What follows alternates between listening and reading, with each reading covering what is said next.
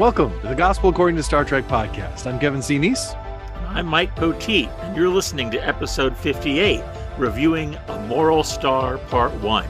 We'll start off with some Star Trek trivia questions. And then we'll find out who wins those trivia questions right after our main topic, reviewing Star Trek Prodigy Season 1, Episode 9, A Moral Star Part 1. It's going to be a good conversation. Stick around.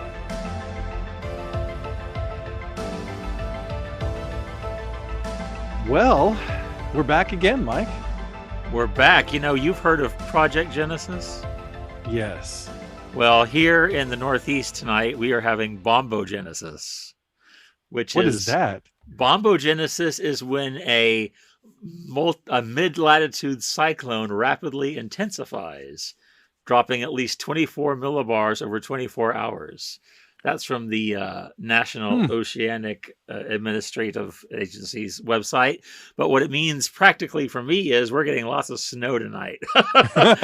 And this bomb cyclone is barreling up the East Coast. And really the people in New England are going to get it much worse than we are here in the Philadelphia area. But we're expected to get 6 to 8 inches of snow. And then the Jersey coast is going to get 12 to 18. It's going to be It's going to be a major deal. That's insane. So that's excitement on the Friday night on this end. How's your Friday night? Not snowing. That's how my Friday night is. It's cold, but it's not snowing. So I'm happy for that. I much prefer straight cold to cold with snow because you don't have to shovel the cold. Yeah, that's absolutely right. That's absolutely right. I completely agree.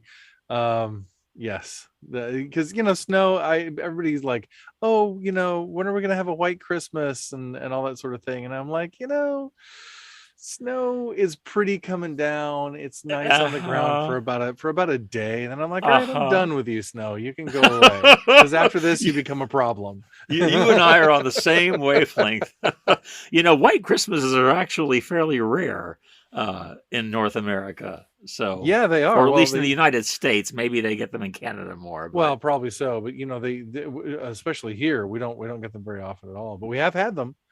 I remember a snowstorm once on my sister's birthday, which is December 11th. So that's really early in the season for us. We usually don't get snow till January, February at best. So, yeah. I can remember one very light coating of snow in December in Houston when I was there as a high school senior, but that was very much the exception. Yeah. Well, I think now that we've established our distaste for snow, now I think it's time. I think you have some Star Trek trivia ready for us. Star Trek trivia, yes, that was so much fun playing that for the first time last week, and we're going to do it again. And so 3 questions. We're each going to type our answers into our chat so that we are committing ourselves, and there can be no equivocation later. Yes. And then at the end of the episode, we will reveal who was right. So right. Okay. I'm excited. I'm excited too. Okay, here we go. Card unseen by me. Not going to look at the back. You're not going to Google. No one's going to cheat. Here we go. Number 1. Who summons Lieutenant Commander Data and inadvertently Lore as well in the Next Generation episode Brothers?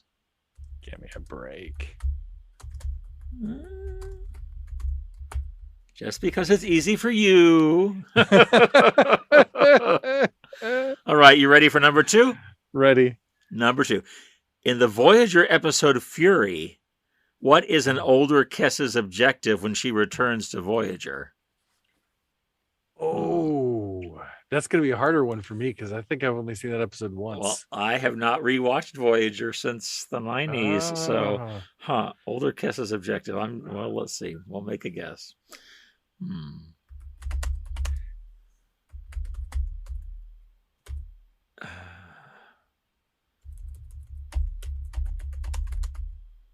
Okay.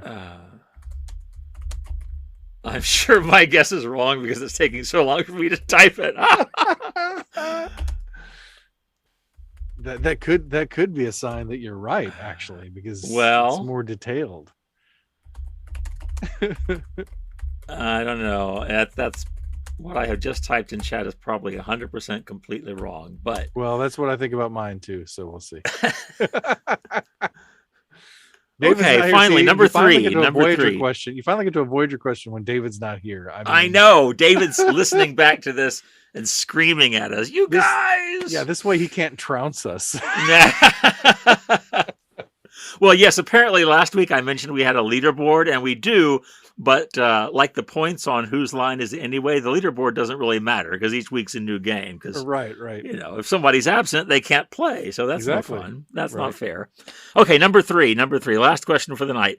Which original series actor also appeared in the 1957 movie version of Gunfight at the OK Corral? Ay. Well, there's an easy guess for that one. And I'm just going to make that guess. All right. Because I don't know that movie. All right. Okay, so we've got our answers locked. We've got our answers locked and ready for the end of the show. Okay. So, Prodigy. We are back to Prodigy again this week. Almost done with this half of the season. Yeah. A Moral Star Part 1. How did you find this episode? I enjoyed it an awful lot. I felt like, as I said, this series just impresses me so much with how masterful their storytelling is. I feel like every beat that was hit in this episode was organic from what's come before in this season. I felt every character moment was earned. I just enjoyed it a whole lot. I have one quibble about where they chose to break the story to create a cliffhanger, but we can talk about quibbles a little bit later. What did you like, or did you like the episode? I loved it. I thought it was fantastic. It really felt like it deserves to be a two-parter because it's very much culminating. I would think, because we have these 10-episode seasons for everything else, it feels like this should be the end of the season, but I know it does, doesn't it? Yeah, this is going to be these two parts, a mid-season finale. But this is what everything feels like what everything has been leading up to. And I love the cohesion with the crew. I think seeing them after last episode, talking about the events of last episode, yes, was really, really cool. And it looked like a group of people who are finally together as a team and not competing with one another. I agree. I think the way they referenced time amok to create that feeling was wonderful. That we picked up with the characters asking Rock Talk, how bad was it? And I'm paraphrasing, but they were sharing thoughts and feelings about their experiences, which was really great. Here's a question though for you about now that our crew is really coming together as a crew. I enjoyed seeing that cohesion among the group you're talking about. I was a little surprised and frankly a little disappointed, not too much, but a little that they fit so quickly seemingly into the Starfleet mold with uniforms and Dal being addressed as captain and everybody at their post and not kind of bouncing around the bridge, but still getting the job done the way they've been doing. Right. I feel like I want this group to be a family and a team, but I was hoping Prodigy would stick with this vibe of the unconventional Starfleet crew. And I think the characters will still be unconventional and idiosyncratic and unique and wonderful and all that they have been. But I was a little surprised to see the uniformity put in, that Starfleet mold that I don't know. It surprised me. What did you think about that? Or did that strike you the same way? Well, no, it didn't actually. I felt it was earned, very much so. And it was an expression of their cohesion, which is very important in this episode and very important from last episode. Zero had this line at the beginning of A Moral Star Part 1. We were separated across fractured time, yet we still found a way to work together. And I think you couldn't sum up Time Amok better than that. I think that's absolutely the upshot of that episode. Yeah, for sure. And when they're faced with their choice, they're like, okay, we can go this way and we can go to Starfleet, or we can go this way and we can go back to Tars Lamora. We have one shot. We've got to choose. And what they really do is try to split the difference in what they do, because obviously they can't go to Starfleet for help, but they're not, at least in a symbolic or in a Yeah, I see where you're going. in a spiritual sense, they're not turning their back on Starfleet. They go back And to so, Tars Lamora as Starfleet in a sense. yes, and so Yeah. it says taking Starfleet with them as Yeah. their guiding principle as they're going in. Sure. So Yeah. because they're doing a Starfleet thing. In fact, I loved Janeway's line. I know you never thought you were Starfleet material, but today you're risking everything on a seemingly impossible mission to save others, to bring hope to a hopeless cause. Nothing's more Starfleet than that. Yeah, I liked that line a lot too, for sure. That was bang on. And I will say, great. on a purely cosmetic note, I like those Starfleet uniforms. They're cool. Two-tone gray and white. They remind me of the Admiral's uniforms from Motion Picture and from the Kelvin timeline movies. Really sharp, really sharp. Well, and the angles of them, the angles of the way the colors interact are reminiscent of the angles on the TNG uniforms, just turned upside down. Oh, you're right. Yeah, So good point. I hadn't thought of that. Yeah, that was really cool. But I'm wondering, and there has been speculation in this direction as to whether these are cadet uniforms, which I think they might be, because if you look at Chakotay's uniform, it's different. Yeah. Well, that would be fitting since Janeway has called them her cadets. Right. So that's very possible, but we'll see. We don't know. And of course, Janeway, puts on one of those uniforms as well, which is really cool. But I think I think it's perfect for this episode because it's symbolic of their cohesion and that which they have gathered around. That which holds them together. That we're all united in these principles. And, I can't help but think of Discovery recently. And if you haven't seen Discovery recently, skip the next 10 seconds. When they decide to make Zora a part of the crew. Yeah. And that's when they can really trust her and she can trust them. That's when trust is mutual because we're all committed to the same code. And so in a group where trust has been difficult to build and at times broken, especially a couple of episodes ago in Kobayashi Maru, broken between the crew and Janeway, between Dal and Janeway specifically. It's great to see that cohesion around ideals and around a code that unites them. And also, from a strategic standpoint, it's really going to make Solon mad when they get there. Right. Solon is going to not be happy that his progeny is showing up in a Starfleet uniform. For sure. So yeah, that I think, that helps to, yes, it's a true thing, but they have to sell, his winning her basically, from them. Yeah. And so that, I think that's important part of the narrative that they're telling Solom, when they meet him too. So all of that works together. I thought the uniforms were great. So speaking of Solom, I really thought John Noble delivered a great vocal performance in this episode. I think this was some of the media stuff we've seen or heard him do, I should say, as Solom. And again, there's no question he's the bad guy and the villain of the piece, but he's got levels and layers, and he's a multidimensional character, as are our heroes. So I really appreciate that, and his reluctance. There's something still. I don't think we know it even yet as the audience, and if I'm wrong, correct me, because I can miss stuff. But there's this secret. Dreadnought says she doesn't know the full truth, or she doesn't know exactly, And maybe is that referring to the fact that we saw in that flashback sequence in Kobayashi that she's essentially a clone of Solom, we think? Or is it, I think it's maybe a mystery we still don't have all the pieces for as the viewers, but I sensed that there was real hesitation to tell her, and not just because it might make her angry or because it's somehow going to fundamentally shift their relationship. And he did say, and maybe he's just talking, villains do that. When I chose the ship over you, I was, blinded by duty.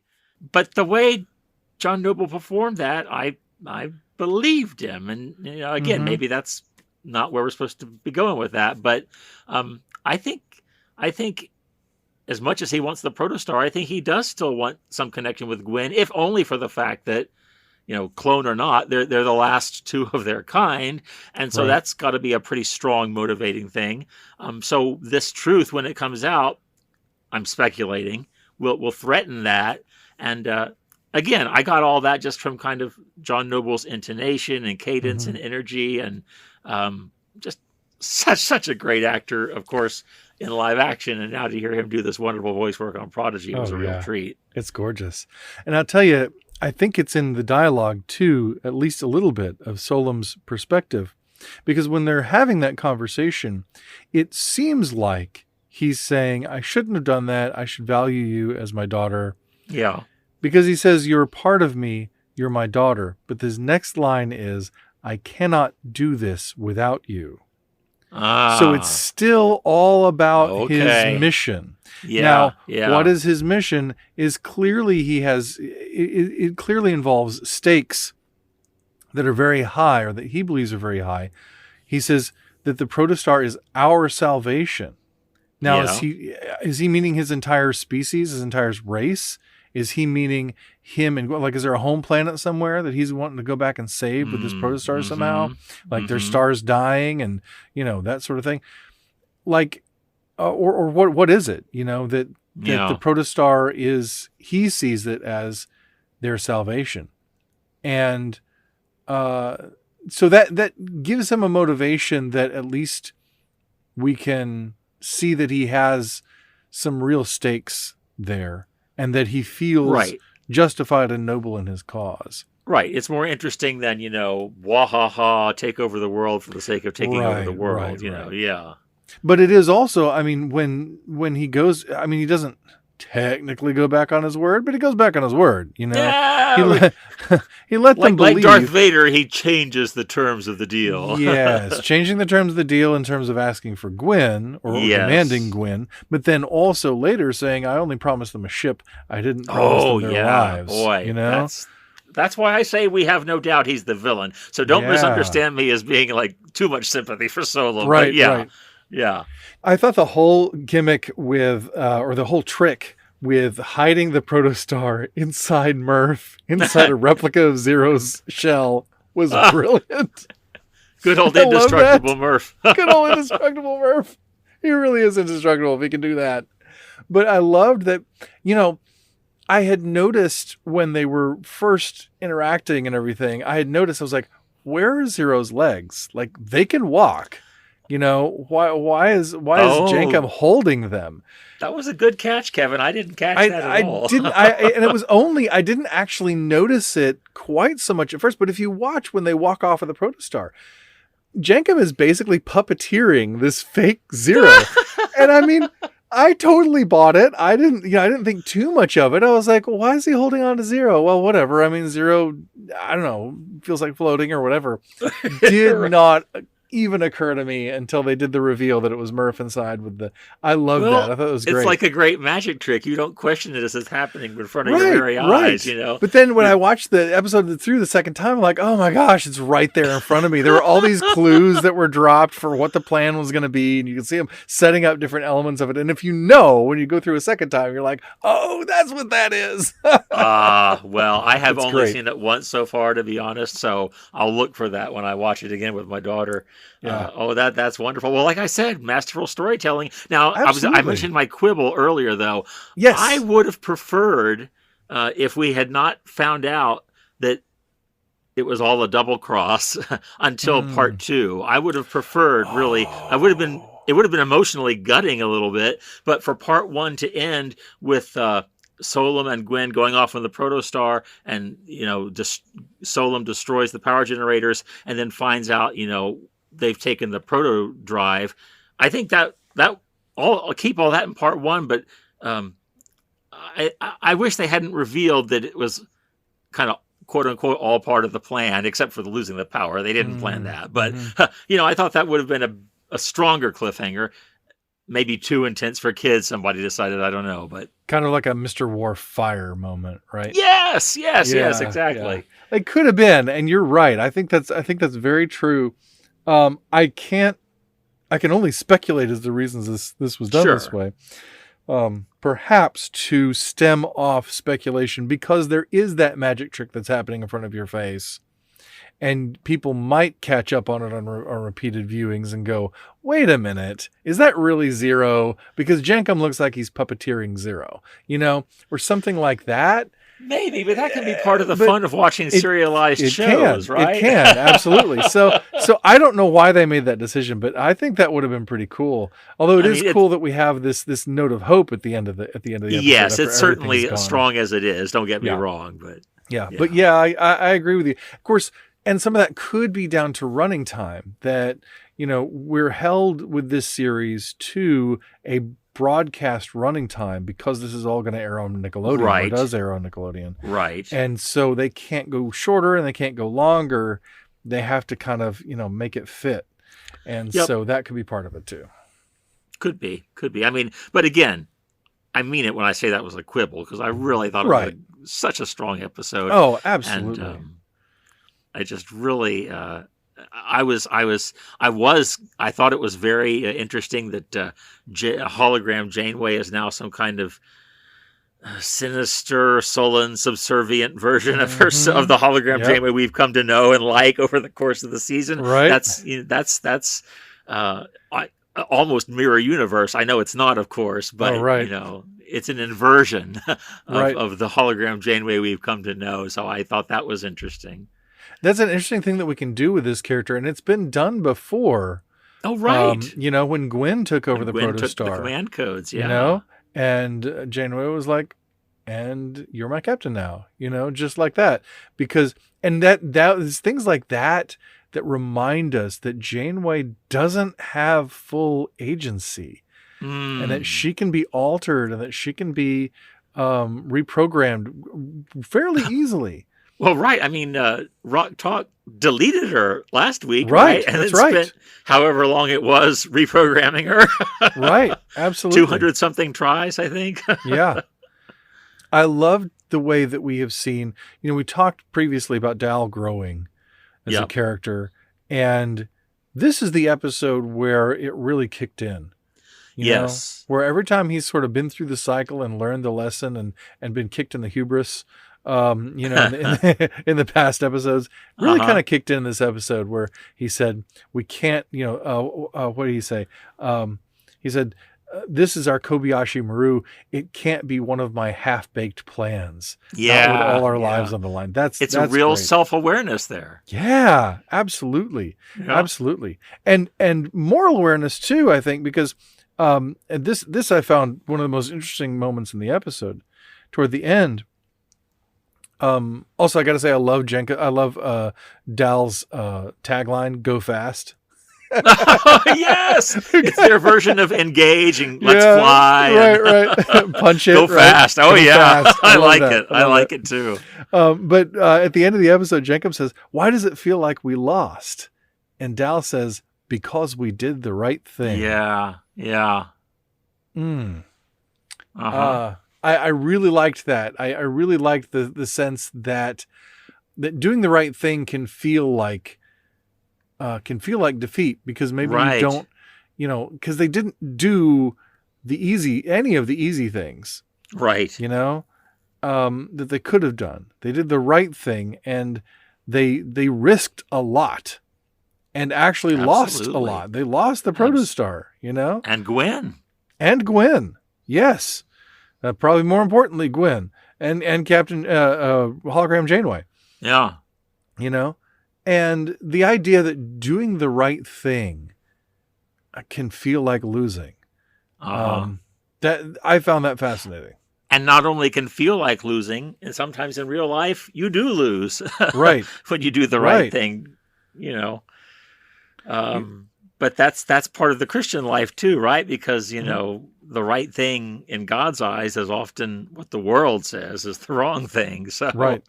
Or at least you lose something that you think you want, or you lose something that other people say you should want. Right. You sacrifice something that, for something higher, for something more meaningful.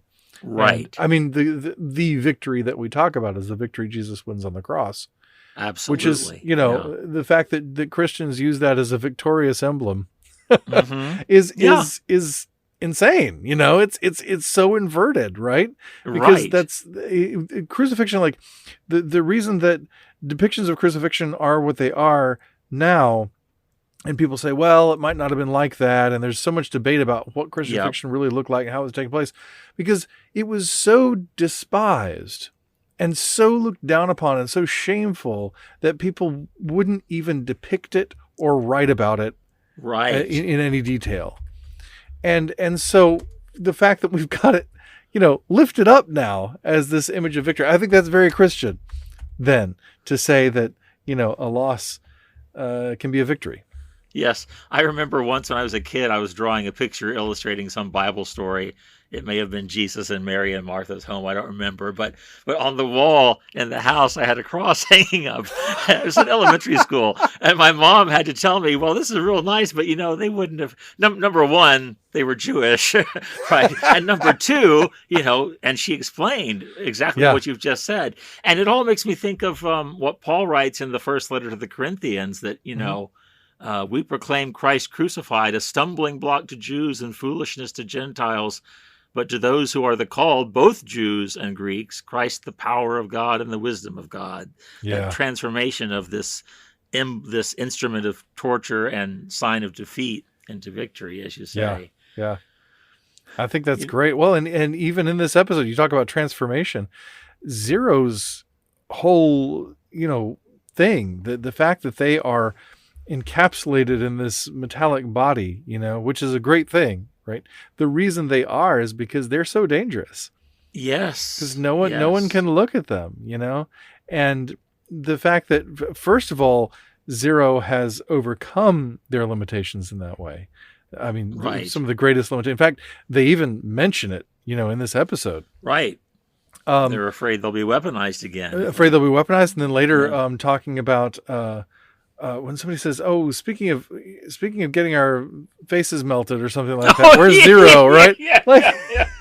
And Zero's like, I see you're making a joke about my dread of anybody actually seeing me. Right. Right. But it's funny because, like, that emblem, that thing, of this metal body that's created to hold in this, that's what saves them in this episode. So they're again kind of point. Taking it's not the first time we see that sort of thing in Star Trek, and I'm sure it won't be the last, but I love that. I love that so many things have come together in this episode regarding humility, and everybody, I think, has to learn humility.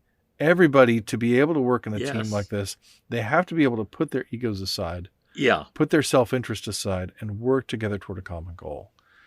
And this episode really shows the crew doing that, really for the first time, all together, really, really doing it and really understanding why they're doing it and how it works, and not having to get over that hump of not distrusting each other or not going in the same direction or whatever, just getting right to it and doing the right thing. Well, we said it, I think, when we reviewed Time Amok, that was going to be a real turning point for this gang, and for sure. And I know we said it in Kobayashi that we thought, you and I both thought, that Dal's beat at the end there about realizing he had to put the crew's needs ahead of his own was going to stick. And for sure, like you eloquently explained just a few minutes ago what Dal's like in this episode, and for sure that lesson has stuck. Yeah, absolutely. Yeah, those seeds have been there. Oh, and also, though, it's interesting, this whole double cross the Protostar crew is doing on Solum, it's kind of got a very Ferengi vibe to it, doesn't it? So Dal's drawing some good out of even being raised by Damon Nandi, Yeah. And, that's good. I hadn't thought about that. That's really good. Something else that struck me, of course, for a moviegoer my age, any reference to face melting is going to make me think of Raiders of the Lost Ark. So I thought of that. But then, did you catch the line that Jankum says? Jankum's got Zero, but who's got Jankum? Oh, yes, Superman the movie. It's I Superman! Totally thought of that. Yeah, yes. 1978 Superman. You've got me. Totally Who's got thought you? about that. Yes. Thank you for bringing that up. It appeals to all generations, this show. It does. Thank you for bringing that up, because I had forgotten that. Yes, That I totally pinged on that. That's been one of my favorite movie lines since I was like 4 years old. I know. It's like, well done. Salute to the Prodigy writers. Yep, absolutely. Yeah, and I tell you, there were a lot of writers on this episode, which often makes for poor episodes, but not in this case. I think there were like this time. 6 or 8 writers on this episode. It was crazy. I was like, I didn't notice, actually, so that's interesting. Yeah, there were several writers, but it worked out. I mean, obviously, I think it's probably for both parts, but still. Well, that's true, I guess. But I've got to imagine that it seems like these newer Star Trek series, they're, no matter whose name is on the script, it seems like they're so collaboratively done. At least it seems that way. I don't know. I think so. I think the writing teams are really cohesive. I think they're really all working together because you have these arcs that go throughout the seasons. Right. You know, you have to have that, and you almost can't tell one writer from the next. At least I can't. I haven't learned them enough yet. Whereas, you know, in some episodes of Star Trek or some films, I go, that sounds like it might be a Ron Moore thing, or that or a Brandon like Braga Brandon Braga line, or yeah. Did Rene Echevarria do this? Oh, he did. So. And then sometimes I'm surprised where I'm like, oh, this has got to be a Brandon Braga episode. Like, what? Renee wrote it? What? so, you know, maybe I'm not all that good at it, but still. Yeah, I'm excited to see what the next half of this is going to be. I'm very happy. I'm happier with the series, I think, at this point than I have been to this point. Okay. I've enjoyed it. I've loved it. The opening titles, you know, get me every time. Oh, they're spectacular. I just love it. I can't get over the opening titles. They're so exciting and so moving and stirring. Oh, and that was so great in this episode that I loved when they did the protostar jump and they used some of that imagery from the opening titles. You see that same effect. Yeah. It was so that's cool. When they're going fast. Yes. It was so great to see that in the context of the show because it's like, now we're doing the thing. You know, now we're really doing it. We didn't see it last time. We accidentally did this, you know, or you know, whatever we did. We saw it this time, and that is so cool. Like, I think of Michael Giacchino talking about how he wouldn't quote the Alexander Courage Star Trek theme until the end of Star Trek 2009 because he said we had to earn it, you know. And I agree. Although the Alexander Courage theme does show up in this one, Nami Malemed did a great quote of the Alexander Courage theme in this episode. Yes. It was so cool. What moment was that? When their coffee cups come together.